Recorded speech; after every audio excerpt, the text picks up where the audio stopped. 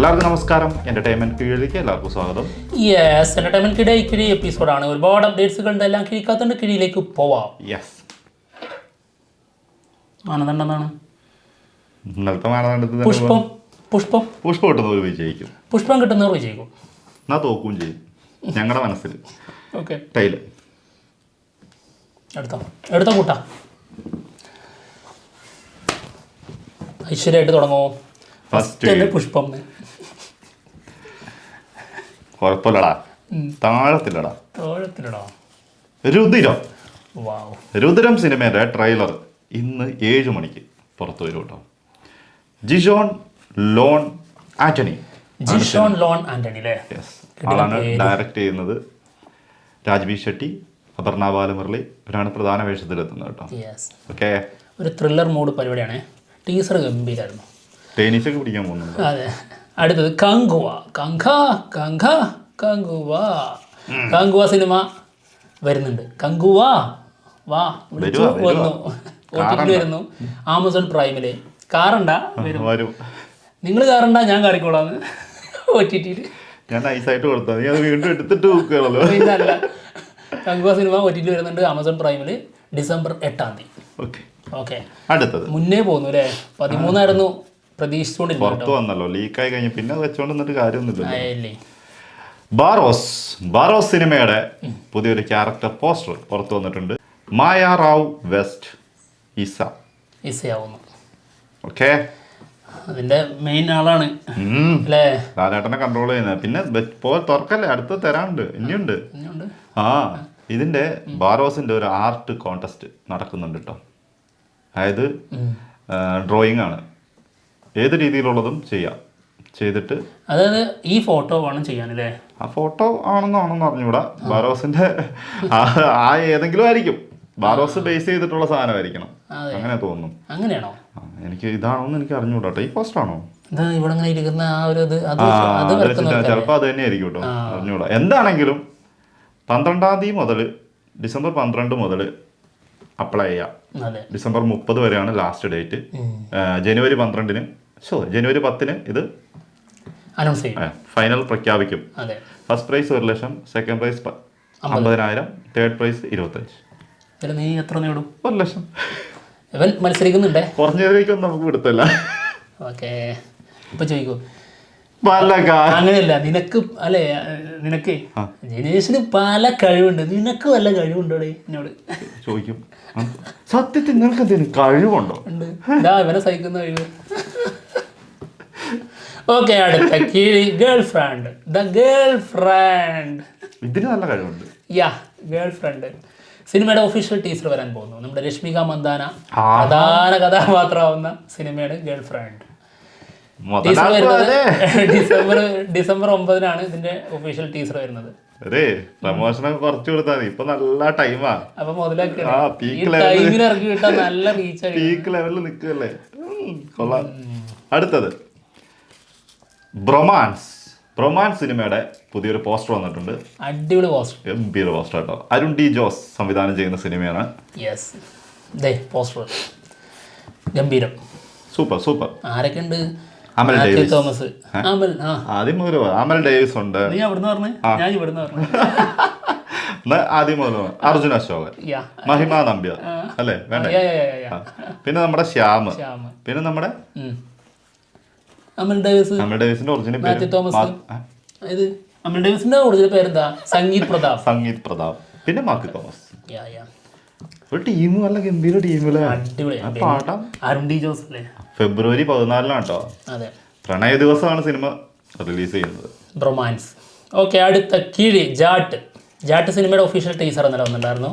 ഗംഭീര. ഞാൻ കണ്ടിട്ടില്ല, ഞാൻ കാണൂല. ഞാൻ കുറെ ശ്രമിച്ചു നോക്കി. ഇത് സംഭവം പങ്കനെയാണ് കേട്ടോ. പങ്കനല്ലേ? ഫാന്, ഒരു നോർമൽ ഫാനാണോ?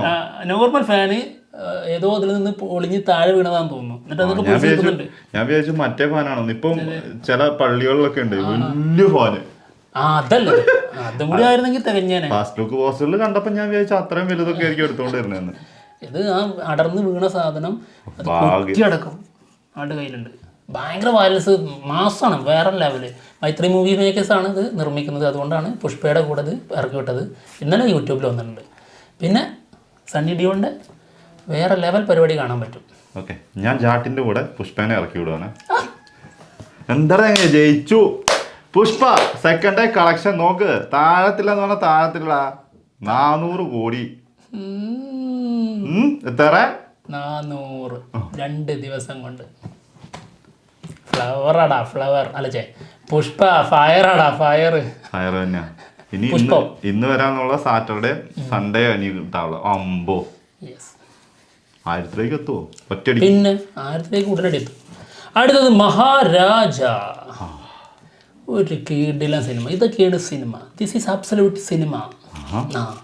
ഇത് അല്ലാതെ എങ്ങനെ കളക്ഷൻ കയറി എടുത്തിട്ട് ജവാൻ കുറച്ചുകൂടി കൊടുക്കുക, സിനിമ എന്താണെന്ന് അറിയണം. അല്ലേ, ജവാൻ പത്താൻ, ഇതൊക്കെ ഭയങ്കര കളക്ഷനാണ്. ഇവിടെ മലയാളികൾക്ക് ആർക്കും ഇഷ്ടമായിട്ടുണ്ടായിരുന്നില്ല. എന്നിട്ട് എന്ത് സംഭവിച്ചു എന്നൊക്കെ. ഇവിടെ ഈ കോടികൾ കിട്ടിയ എല്ലാ സിനിമയും നല്ലതാണെന്നാണ് അതിൻ്റെ അർത്ഥം. ആ, അപ്പോൾ എന്തായാലും മഹാരാജ 150 കോടി പിന്നിട്ടിരിക്കുന്നു. 150 കോടി വേൾഡ് വൈഡ്. ഗംഭീരം. അടുത്തത് ജയിലർ 2 സിനിമേൻ്റെ പ്രൊമോ ഷൂട്ട് കഴിഞ്ഞിട്ടുണ്ട്. ഒരു പിക്ക് വന്നിട്ടുണ്ട്. 12-ാം തീയതി പ്രൊമോ പുറത്ത് വരും. അപ്പം നമുക്ക് ഒരിക്കലും കൂലിയിൽ നിന്നൊന്നും പ്രതീക്ഷിക്കേണ്ട എന്നുള്ളതാണ് അല്ലേ?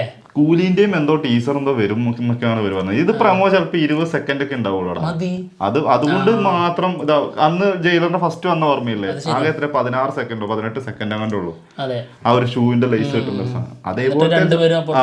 അതേപോലത്തെ എന്തെങ്കിലും ഒരു ചെറിയ സാധനമൊക്കെ ആയിരിക്കും. എന്നിട്ട് ഒരു ഹാപ്പി ബർത്ത്ഡേ ഉണ്ടാവും. അതാണ്, പക്ഷെ വലുതാണത് സംഭവം, വലുതാണ്. അതല്ല ഞാൻ പറഞ്ഞത്. 2 വീഡിയോ പുറത്ത് വരുമെന്നുള്ളതാണ് ഞാൻ ചിന്തിക്കുന്നത്.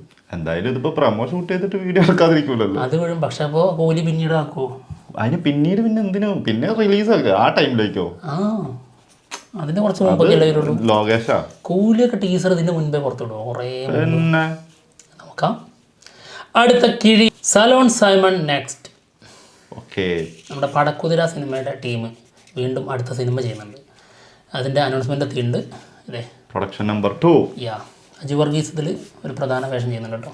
മൈ നെക്സ്റ്റ് എന്നാണ് ആള് കൊടുത്തിരിക്കുന്നത്. ആള് തന്നെയാണോ മെയിനില്ലേ? അറിയില്ല, പറയാൻ പറ്റൂലല്ലോ. അടുത്ത് ഖൈദി 2. സിനിമയില് സാം സിയസ് ഓൺ ബോർഡ് ആയിട്ടുണ്ട് കേട്ടോ. ഇതിലെന്താ അത്ര അത്ഭുതം എന്നല്ലേ? അതായത് ഖൈദിയിൽ സാം സിയസ് തന്നെയായിരുന്നു, ഖൈദി 2-ലും സാം സിയസ്. പക്ഷെ അനിരുദ്ധ് വരും എന്നുള്ള ഒരു സംഭവം ഉണ്ടായിരുന്നു. അനിരുദ്ധിനെ വിട്ടപ്പോൾ അതുകൊണ്ടൊന്നും ആയിരിക്കൂല. പക്ഷേ വേറൊരു കാര്യം എന്താ അറിയോ, ഖൈദി 2-ന്റെ ആ വൈബം കളഞ്ഞ് കാർത്തി.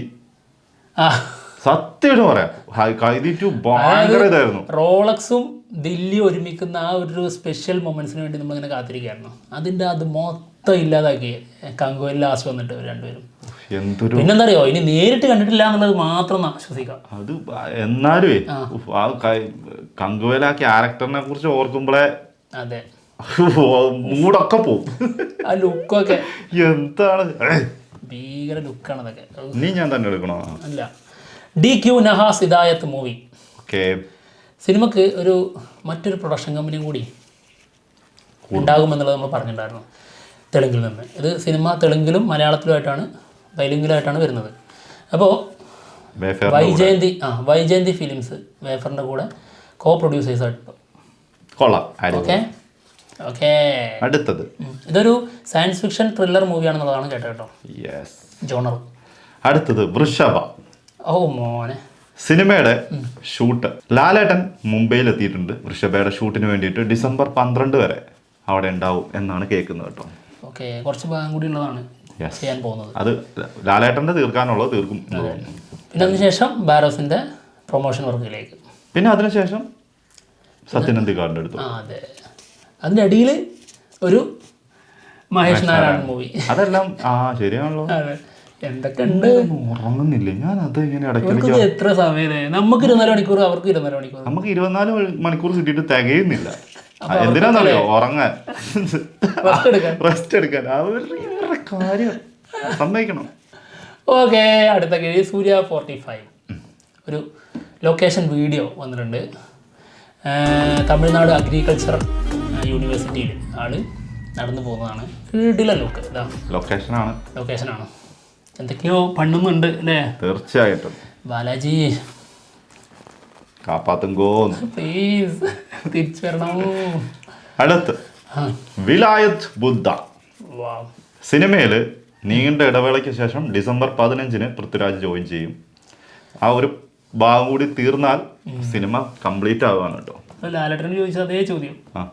സമയം ഉണ്ടാവും. സമയമൊക്കെ എവിടുന്നാണ് ഇതിനൊക്കെ എത്ര സമയം? ഇവരൊക്കെ എനിക്ക് തോന്നുന്നു ഇവരൊക്കെ മറ്റേ നിങ്ങളൊക്കെ സ്പെഷ്യൽ കത്തയച്ചിട്ടേ നിവേദനം എല്ലാം വെച്ചിട്ടേ ദൈവത്തിനോടേ കൂടുതൽ സമയം ആവശ്യപ്പെട്ട് വാങ്ങിച്ചിട്ടുണ്ടോ?